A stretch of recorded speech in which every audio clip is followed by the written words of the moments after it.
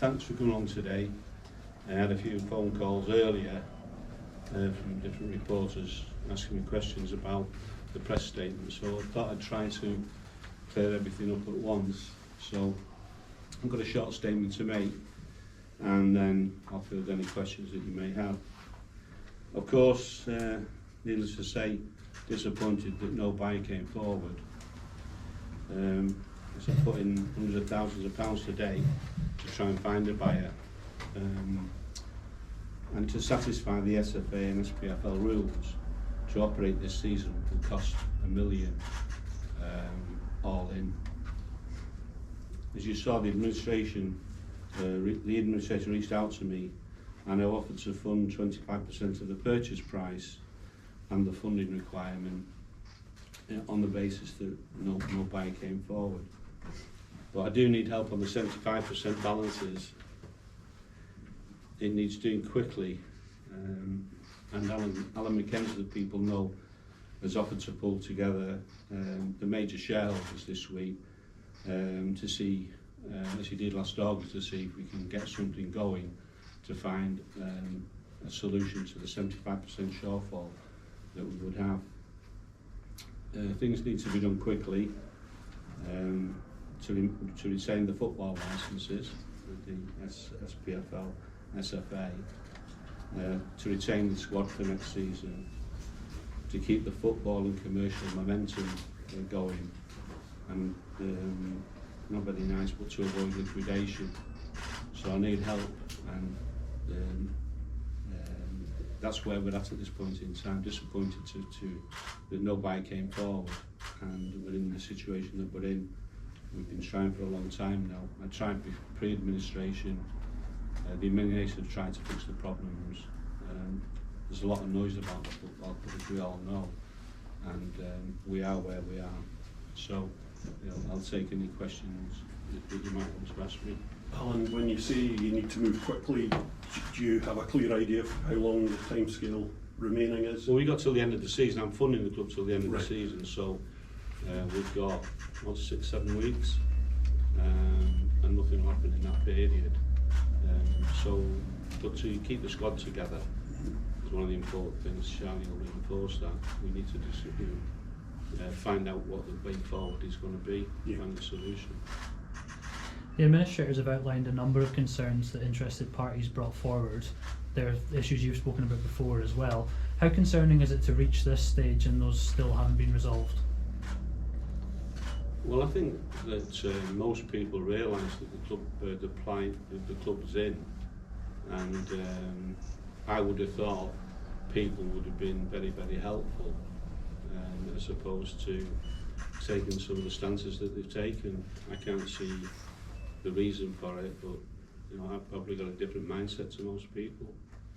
You've offered to fund 25% of the purchase price and funds going forward. Why at that stage? You've been involved here since the club went into administration, been advising on it.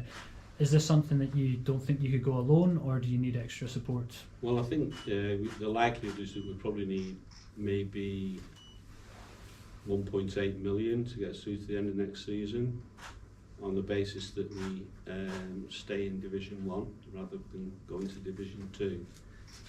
We want to keep full-time football, so that's about the cost of it. And I'll have put £1 million in, so I think I've done my shift, and I need help. Some might look at this and think it's maybe a ploy to get shareholders who aren't playing ball to come on board. What would you say to that? Well, I think the administrator has been speaking to a lot of people, set up a data room, tried very, very hard to get a buyer, and he's reached the conclusion, he's put the press statements out, that nobody's come forward, and he's explained why.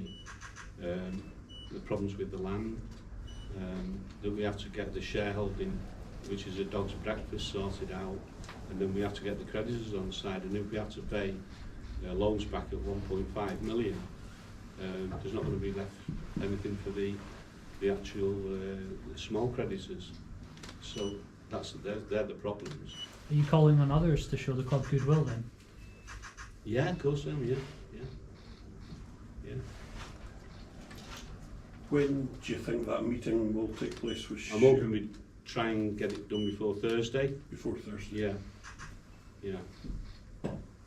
So we invite everybody concerned, all the big stakeholders and big shareholders to see if we can thrash something out. I think it'd be criminal that a city of Inverness without a football club.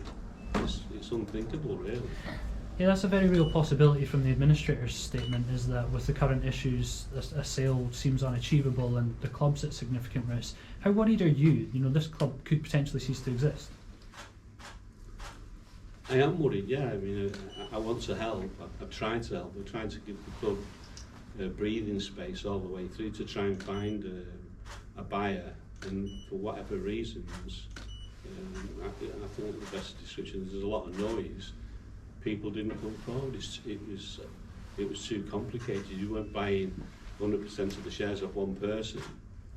It was, as we are, trying to corral people and say, look, you're going to have to see some of your shares up to jump the first hurdle, and then once you jump that hurdle, then you've got to go to the creditors and see if they'll accept whatever payout it is. And if you've got amongst the creditors somebody that sold 1.5 million, well, who's going to get the lion's share of what the payout is, which is ironic in a way. How much longer do you give it personally in terms of bankrolling?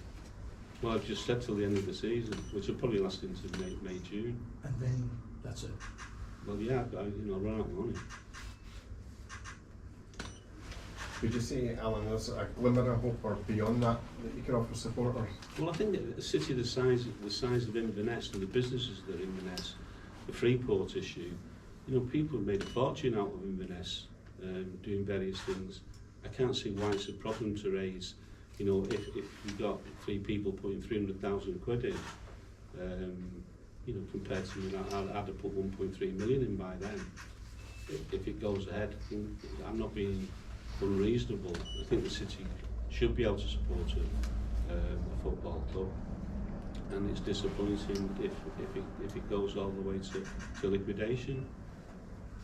The statement obviously referred to 3 concerns that potential buyers had. Was there any one of those concerns that take precedence, other than that's being a major kind of barrier to fast? I didn't get involved in the detail, but I believe there was an American prospective purchaser that pulled out at the very last minute, and that was to do with there wasn't enough time for them to get his act together or whatever. I may be paraphrasing too much, but as I say, I didn't get involved in the detail. That was the administrator's job,